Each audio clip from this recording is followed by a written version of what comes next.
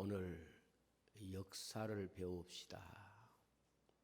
세 번째면서 오늘 이 주제로 말씀을 정리하고 마치려고 합니다.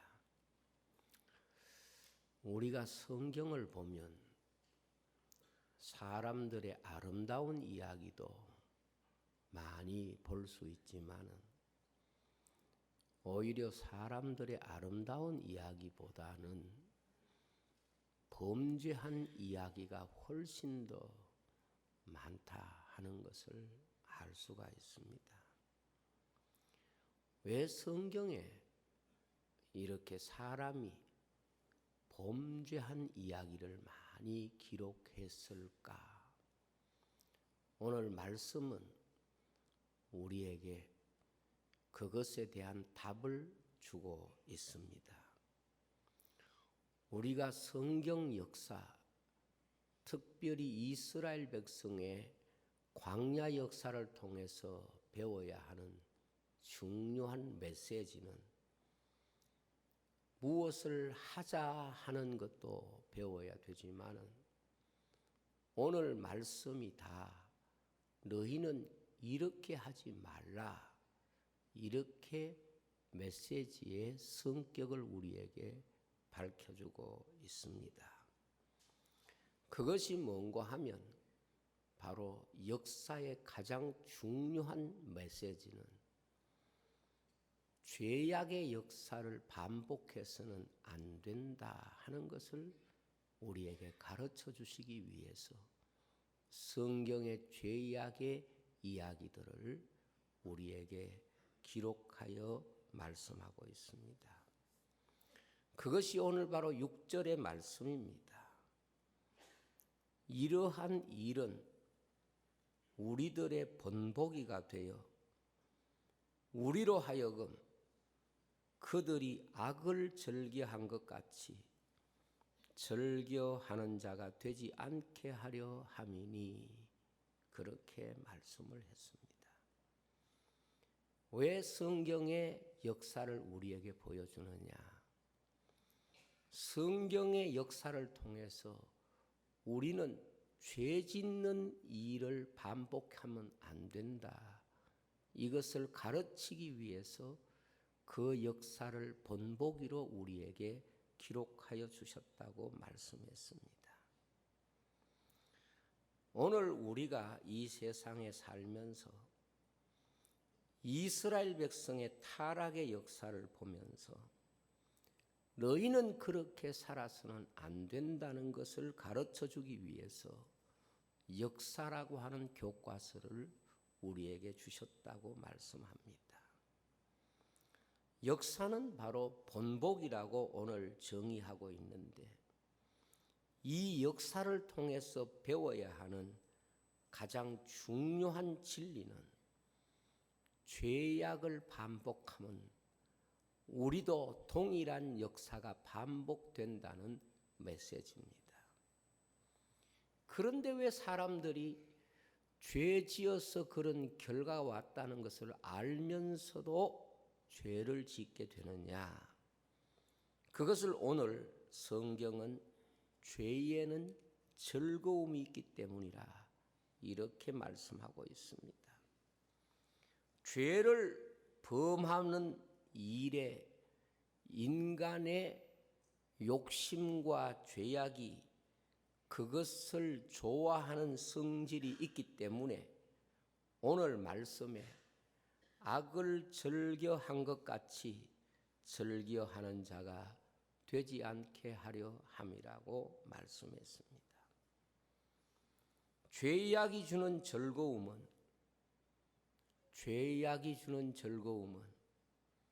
인간에게서 하나님의 나라를 빼앗아 갈 만큼 강력하기 때문에 성경은 모세의 믿음을 말씀하면서 잠시 죄악의 낙을 누리는 것보다 자기 백성과 함께 고난받는 것을 더 큰 낙으로 여겼다고 말씀하고 있습니다. 다시 말하면 믿음이라고 하는 게 뭐냐?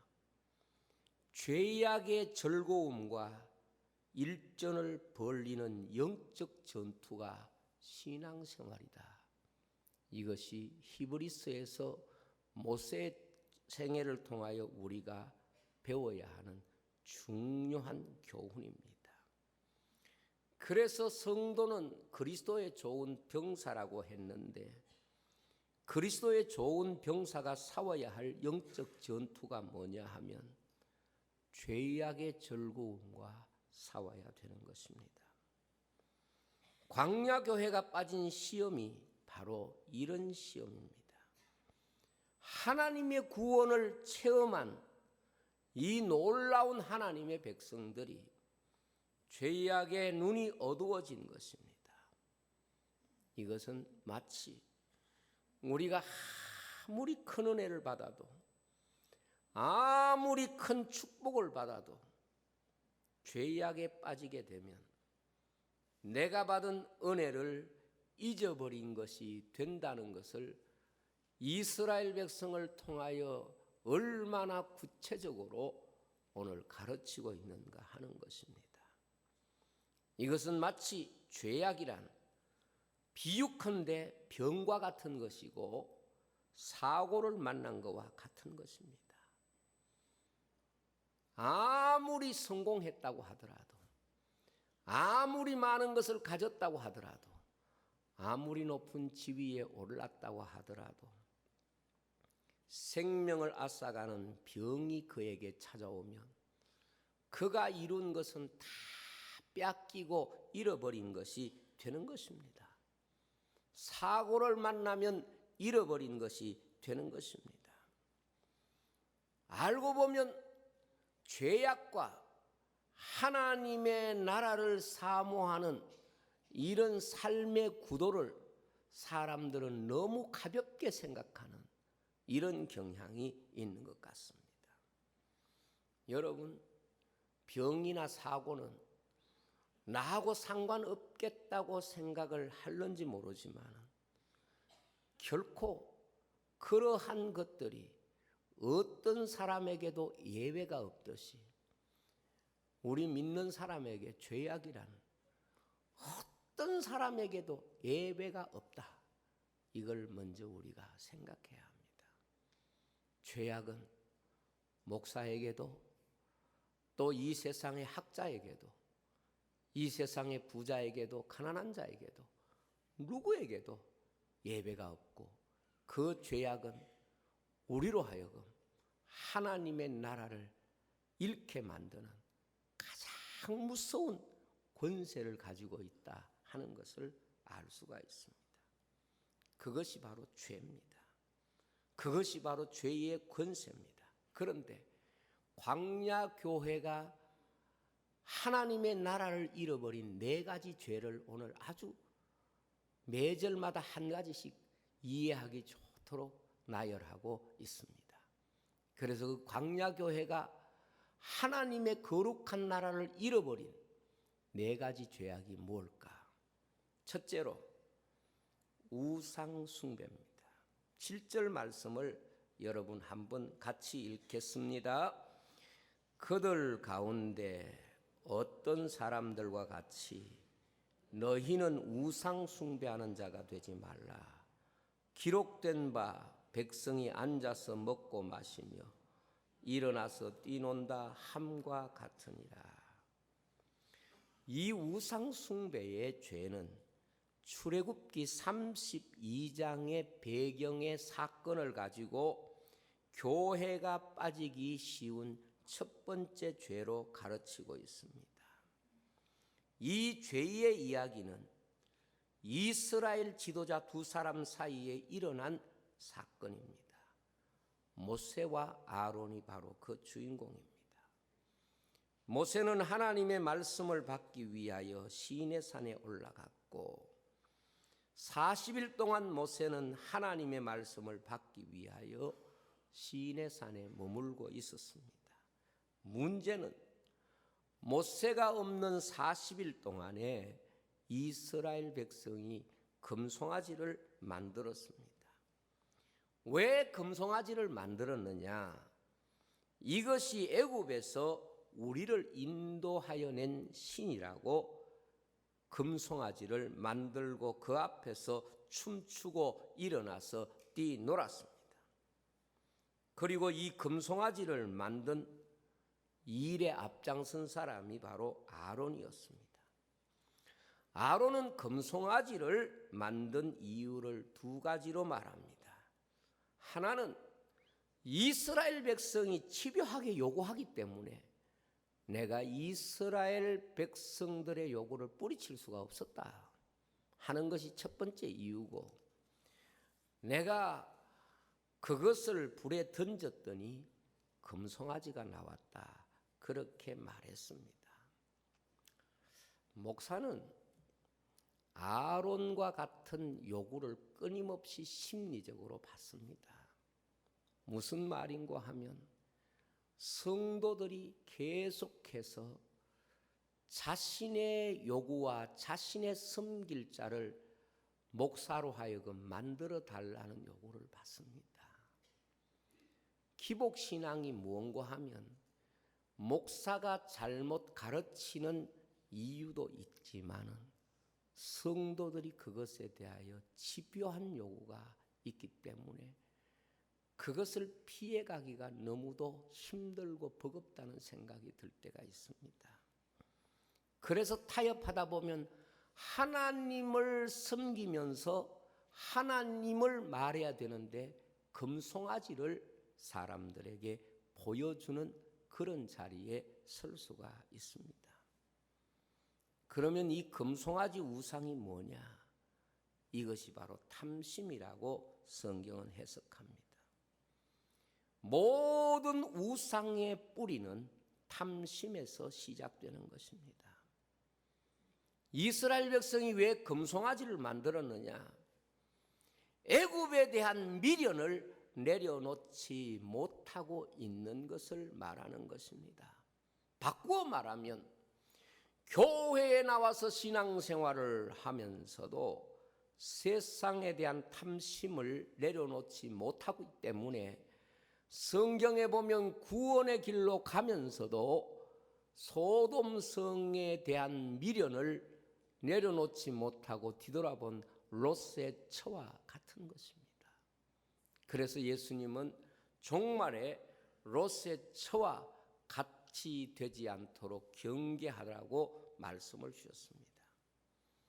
겉으로 보면 금송아지지만은 실제로 그 금송아지보다 더 무서운 우상은 이스라엘 백성 속에 숨어 있는 탐욕이었습니다. 우상은 사람의 마음에 숨어 사람으로 하여금 자기를 우상으로 만들어 하나님을 섬기는 대신에 자기를 섬기도록 하는 바로 그 죄악을 말하는 것입니다. 골로새서 3장 5절에 보면 그러므로 땅에 있는 지체를 죽이라. 곧 음란과 부정과 사욕과 악한 정욕과 탐심이니 탐심은 우상 숭배니라. 탐심은 우상 숭배니라. 이렇게 말씀합니다. 성도들 만나보면 나는 우상을 끊었습니다. 우리 집은 우상과 상관없습니다. 이렇게 말하고 생각하는 분들이 많습니다.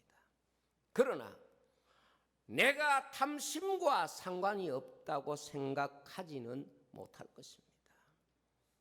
탐심이라고 하는 우상은 사람마다 하나님을 섬겨야 할 자신의 삶을 자기를 섬기고 우상을 섬기는 삶으로 바꾸는 것이기 때문에 이런 삶으로 우리가 하나님 나라로 갈 수 없고 언젠가 뒤돌아보아서 우상을 만들었던 그 애굽을 그리워한 것처럼 가다가 뒤돌아보아서 소금기둥이 된 롯세처럼 그의 걸음이 하나님의 구원의 자리에 나가기에 그것을 버리기 전에는 불가능하다는 것을 우리에게 보여줍니다. 저는 사람에게 가장 무서운 것이 무엇인가 이렇게 묻는다면 분명히 이렇게 대답할 것입니다. 사람의 마음에 숨어 있는 탐심이 가장 무서운 것입니다. 내 자신에게도 다른 사람에게도 이 사회 속에도 그것은 예외가 없습니다. 왜냐하면 탐심은 하루아침에 하나님의 구원의 은혜를 버리고 금송아지를 만들어 나의 믿음의 정조와 구원의 축복을 다 세상에 빼앗긴 모습이기 때문에 그렇습니다. 그 다음 광야교회가 빠진 두 번째 죄악이 무엇입니까? 음행입니다. 8절입니다. 우리 다 같이 읽겠습니다. 그들 중에 어떤 사람들이 음행하다가 하루에 23,000명이 죽었나니 우리는 그들과 같이 음행하지 마라. 자, 보면 음행하다가 하루에 23,000명이 죽었다 그랬습니다. 이 말씀은 민수기 25장의 말씀을 두고 우리에게 가르치는 교훈입니다. 이스라엘 백성들이 광야에서 음행하다가 하루에 23,000명이 죽은 사건이 있었습니다. 그 배후에는 발람 선지자의 술수에 빠져서 음행에 빠졌다가 이스라엘 백성이 참으로 많은 사람이 죽은 사건을 두고 말씀하고 있습니다. 우상 숭배가 가져오는 죄가 있는데 그것이 바로 음행입니다. 여러분 성경을 한번 보시면 이상하게도 음행과 우상 숭배는 대개 형제처럼 함께 나타나는 죄악이라는 것을 알 수가 있습니다. 발람의 미혹을 받았던 이스라엘 사람들이 왜 우상 숭배하느냐? 모압 여자들과 음행에 빠진 것입니다. 그리고 바알신을 섬긴 것입니다. 이렇게 많은 사람들이 하루에 죽은 이유가 뭘까요? 우리는 일반적으로 음행의 죄를 단순히 개인 차원의 죄라고 생각하기 쉽습니다. 그런데 여기에 보면 23,000명이 하루에 그것도 죽었다고 말씀하고 있는 것은 모압 여자들과 이스라엘 백성들이 집단 음행에 빠진 것을 말하는 것입니다.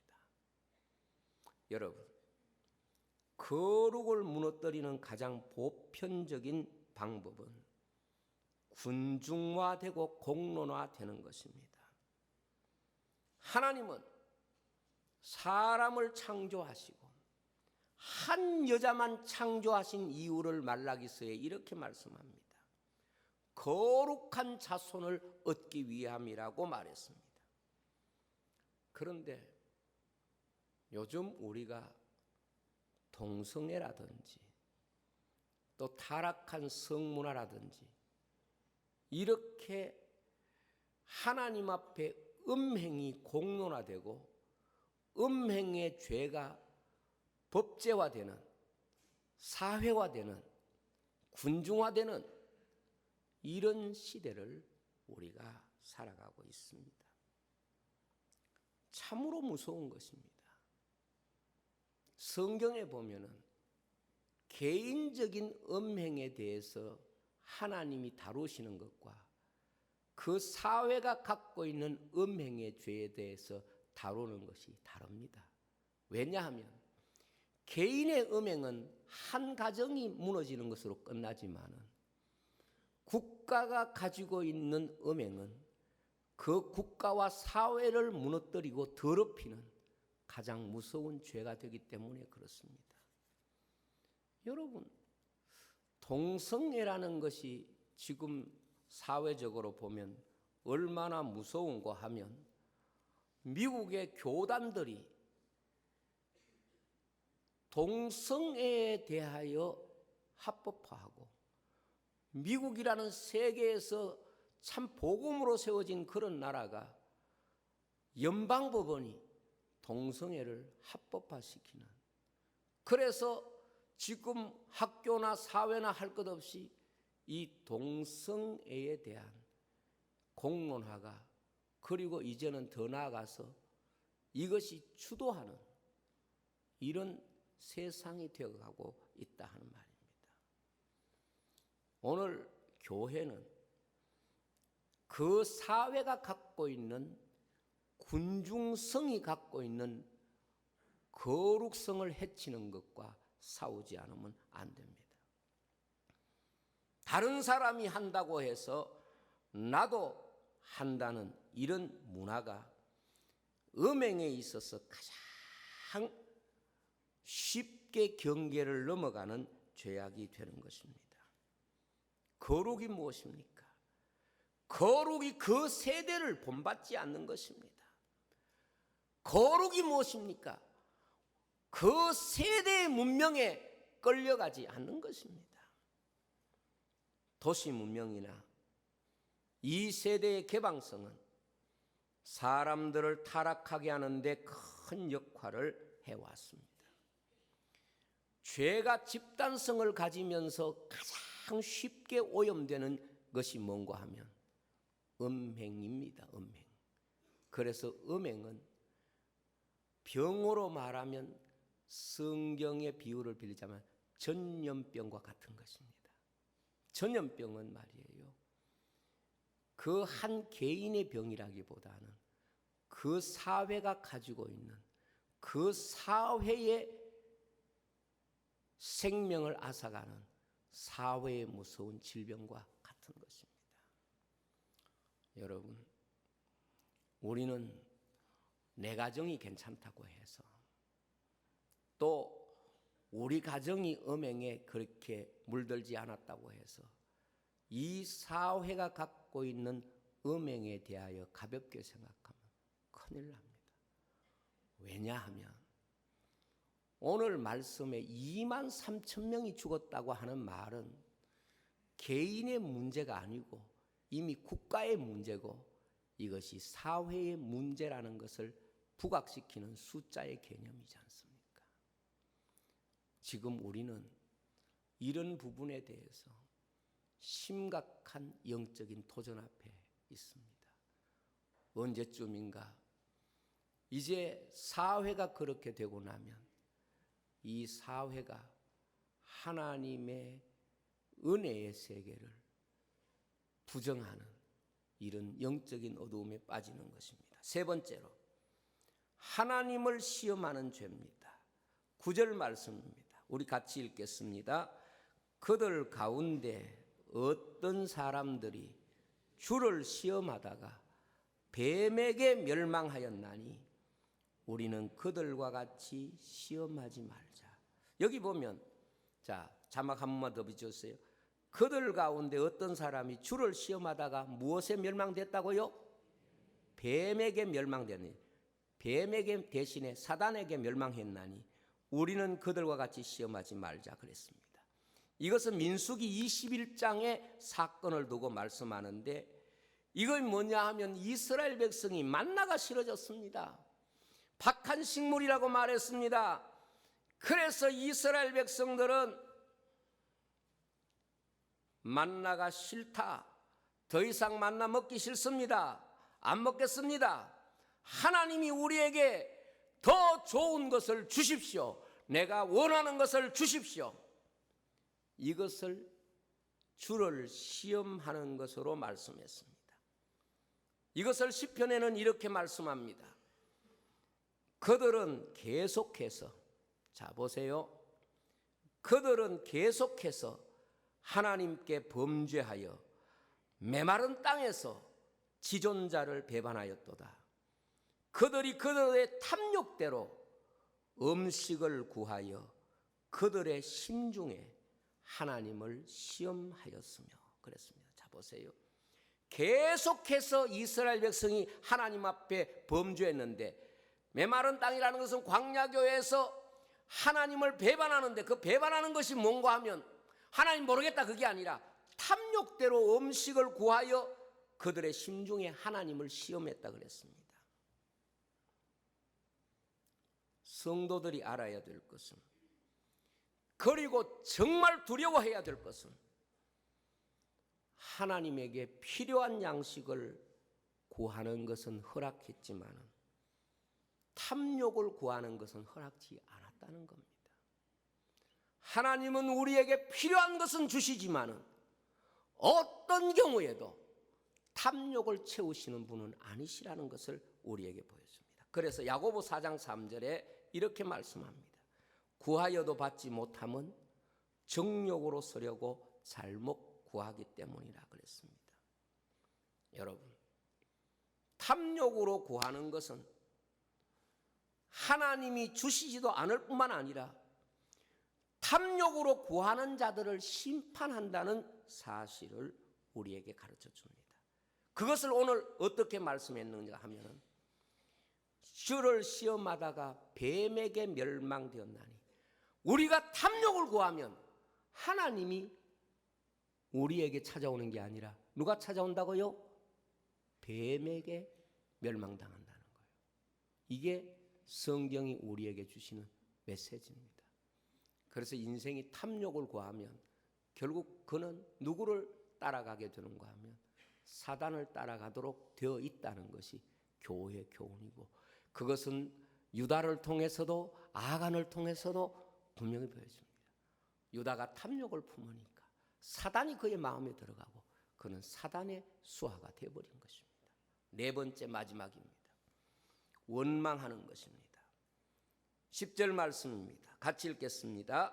그들 가운데 어떤 사람들이 원망하다가 멸망시키는 자에게 멸망하였나니 너희는 그들과 같이 원망하지 말라. 광야는 항상 두 가지가 있습니다. 광야는 항상 두 가지가 있습니다. 어떤 두 가지냐? 원망하고 싶은 사람에게는 원망할 수 있는 환경이 광야고, 찬송할 수 있는 자들에게는 찬송할 수 있는 환경입니다. 신앙생활이 바로 그거예요. 신앙생활은 원망하기 좋은 이유도 많이 갖고 있고, 그리고 찬송하기 좋은 이유도 갖고 있습니다. 다 같은 사람인데 믿음이 식어지면 신앙생활 전체가 원망거리가 됩니다. 그래서 시험 받아요. 믿음이 뜨거워지면 모든 것이 다 찬송하고 감사할 이유가 되는 거예요. 이게 광야고 이게 교회 생활입니다. 사람들 만나보면 막 교회 생활에 대한 원망이 얼마나 많은지. 왜 그렇습니까? 광야는 하나부터 열까지 원망하려면 다 원망할 수 있는 것이고, 찬송하려면 다 찬송할 수 있습니다. 이게 광야입니다. 그래서 교회 속에 와보면 원망도 제일 많고 또 감사도 많아요. 사람이 달라서 원망이 오고 안 오고 하는 넘어서서 광야 교회의 속성이 그렇습니다. 우리도요, 믿음이 식어지면 교회 생활에 원망할 사람들이 많이 생깁니다. 우리 믿음 충만해지면 감사할 일이 많아집니다. 가정도 똑같습니다. 가정에 사랑이 충만하면 어지간한 건 다 감사해요. 사랑이 식어지면 처음부터 끝까지 다 보기도 싫고 모든 것이 다 불평이 될 수 있습니다. 신앙인에게 광야 교회를 주신 이유는 뭐냐? 환경을 주기 위한 게 아닙니다. 자세를 보기 위한 거예요. 자세. 그러니까 우리가 어떤 문제를 만나느냐 보다 그 문제 앞에 내가 어떤 고백을 하나님 앞에 드렸느냐. 원망하고 불평하는 사람은 그것 때문에 망할 수밖에 없고, 아무리 어려워도 감사하면 그것 때문에 하나님의 구원의 역사를 보게 되는 줄로 믿습니다. 성경에 보면 위대한 사람들은 어떤 어려움 가운데 서서도 착고를 차고서도 감사하니까 그 속에 하나님의 구원의 이야기를 보여주신 줄로 믿습니다. 역사의 교훈은 전부 다 뭔가 하면 죄악의 이야기들입니다. 그 말은 그 죄악의 이야기를 우리에게 들려주시는 이유는, 본보기로 주시는 이유는 그 죄에 대하여 그들과 같이 죄를 지으면 그들과 같이 죄의 결과가 우리에게 온다는 것을 보여주기 위한 것이다. 그것입니다. 그래서 역사란 죄악의 본보기입니다. 우리가 이 역사 속에 그것을 알지 않으면 안 되는 것입니다. 기도하겠습니다. 아버지